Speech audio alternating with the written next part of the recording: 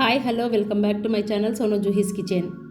ఇవాల్టి వీడియోలో చుక్కకూర పప్పు ఎలా తయారు చేసుకోవాలో ఈ వీడియోలో చూద్దాం.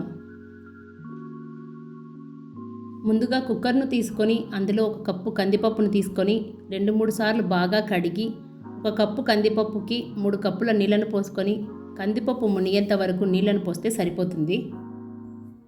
4 పచ్చిమిరపకాయలను ఇలా తుంచి వేసుకోండి.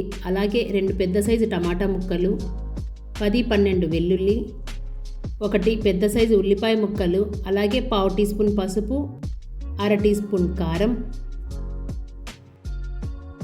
3 కట్టల చుక్కకూర నీట్గా వాష్ చేసి కట్ చేసుకొని ఇందులో వేసుకోవాలి. కుక్కర్కు మూత పెట్టి 4 విజిల్స్ వస్తే సరిపోతుంది. మీరు ఏ ఆకుకూరతో చేసుకున్న పప్పును ఈ విధంగా ట్రై చేసి చూడండి. చాలా టేస్టీగా, సింపుల్గా, ఈజీగా కూడా చేసుకోవచ్చు.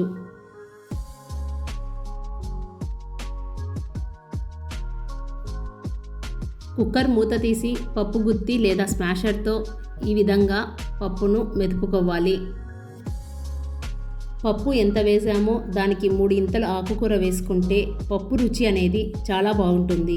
అంటే 1 కప్పు పప్పుకి 3 కప్పుల ఆకుకూర వేస్తే కరెక్ట్గా సరిపోతుంది.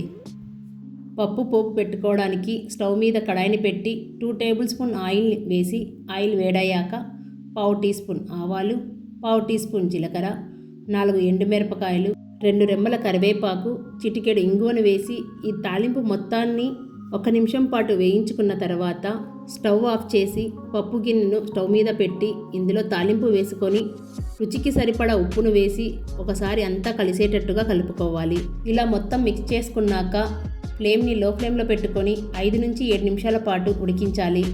అంతే, చాలా సింపుల్గా టేస్టీగా ఉండే ఆకుకూర పప్పు తయారైపోయింది.